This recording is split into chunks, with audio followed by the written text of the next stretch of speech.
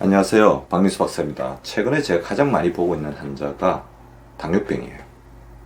성인 2명 중 1명 꼴로 당뇨와 당뇨 전 단계인 거죠. 당뇨 인구는 벌써 500만 명을 돌파했고요. 당뇨병 전 단계는 1497만 명이니까 거의 이 둘을 합치게 되면 2명 중 1명이 당뇨이거나 당뇨병 전 단계인 그런 시점이 되었습니다.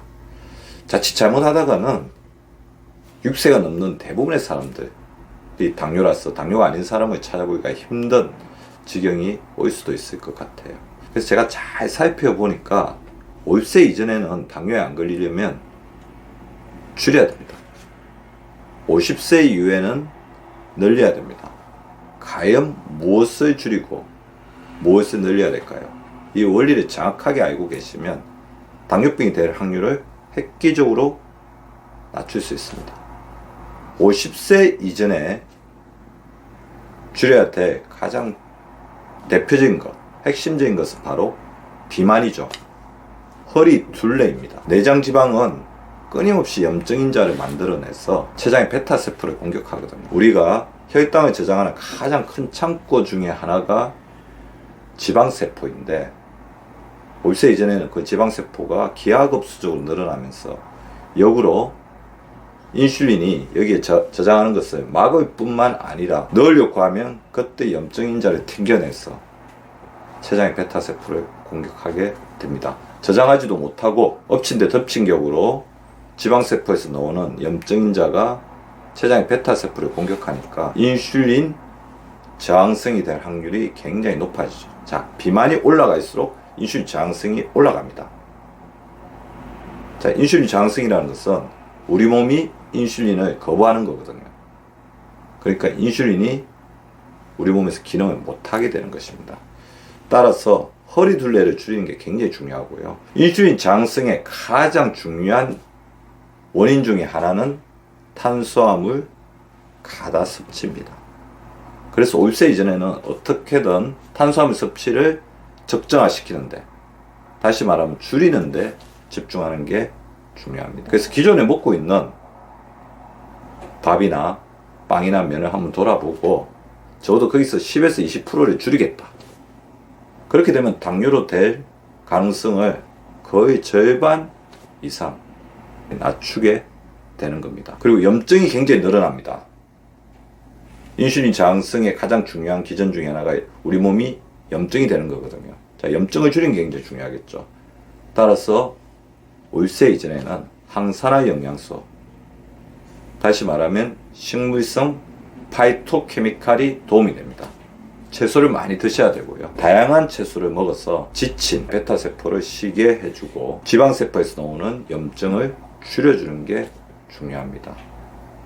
더불어 우리가 지방세포가 늘어나고 체중이 늘어나고 비만이 되면서 같이 곤란에 빠지는 대표적인 장기가 있고요.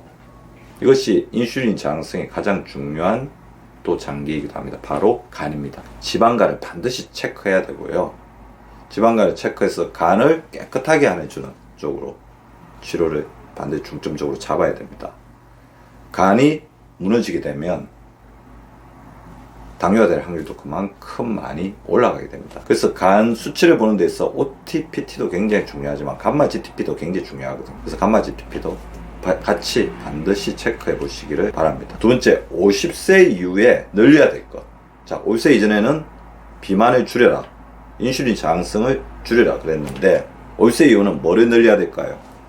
그렇습니다. 바로 근육을 늘려야 되고요. 인슐린 감수성을 늘려야 됩니다.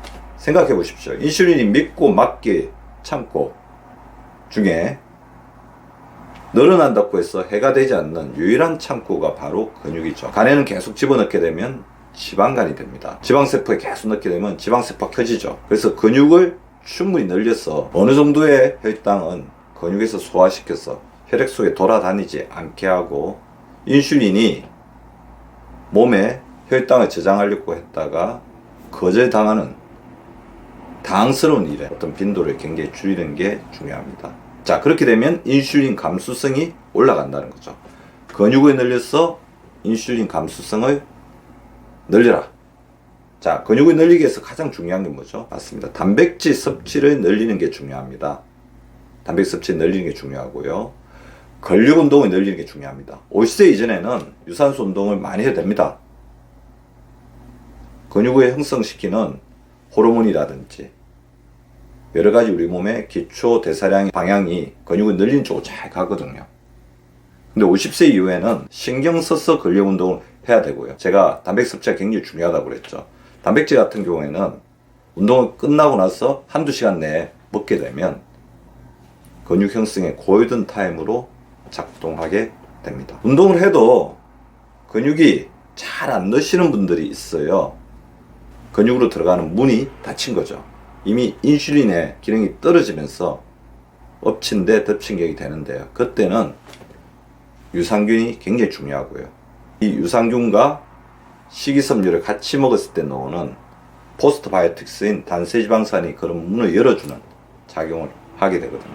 그래서 유산균이 풍부한 식이섬유, 발효음식 섭취에 관심을 좀 가져주시기 바랍니다.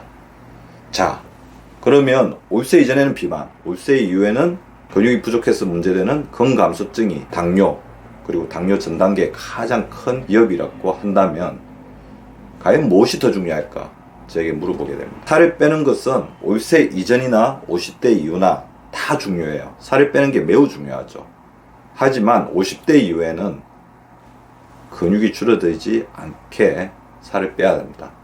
만약 살을 빼고 있는데 근육이 줄어들게 되면 살 빼는 것을 멈춰야 됩니다. 방향을 다시 잡아야 된다는 거죠. 근육이 더 많이 빠지게 되면 요요가 100% 옵니다. 그리고 당뇨가 될 확률도 굉장히 높아져요. 자, 그래서 본인의 근육량이 줄어들고 있는지 안 줄어들고 있는지 알 수 있는 가장 좋은 방법은 뭔지 아세요? 체성 분석을 해보시면 되고요. 다이어트를 하실 때는 주기적으로 체성 분석을 해보시고 본인의 어떤 근육의 힘도 많이 좌우합니다. 자, 만약에 근육이 같이 빠지고 있다면 살을 빼는 어떤 방법에 대해서 다시 생각을 해보시고 단백질이라든지 근력 운동이라든지 그다음에 유산균 섭취 이런 부분들을 같이 고려해야 되는 거죠. 속도도 좀 조절해 주시기 바랍니다. 더불어 다이어트 할 때 가장 중요한 것이 뭐냐면 잠을 잘 자는 거예요. 잠은 다이어트를 하지 않을 때도 매우 중요하죠. 잠을 잘 자는 사람들은 당뇨가 될 확률이 굉장히 떨어집니다. 왜 그러냐 하면 잠을 자는 동안 인슐린이 재생되기 때문에.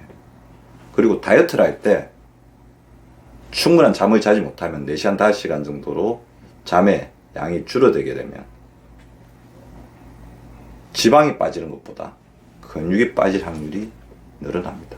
그래서 7시간에서 8시간의 수면을 반드시 확보해 주시기 바랍니다. 오늘은 성인 2명 중 1명이 당뇨 위험지대입니다. 그렇다면 50세 이전에는 비만과 인슐린 저항성을 줄이고 50세 이후에는 근육과 인슐린 감수성을 늘려야 된다는 말씀을 드렸습니다. 단백 섭취, 근력 운동, 수면, 그리고 다이어트를 한다면 다이어트의 속도 조절과 방향성이 중요합니다. 당뇨는 갑자기 하루아침에 찾아오는 것이 아닙니다. 서서히 쌓였다가 어느 순간 수면 위로 올라오는 거죠. 당뇨가 될 확률을 지속적으로 줄여나가는 우리 구독자분들 되시기를 바라면서 오늘의 강의를 마치도록 하겠습니다. 건강은 행복이다. 감사합니다.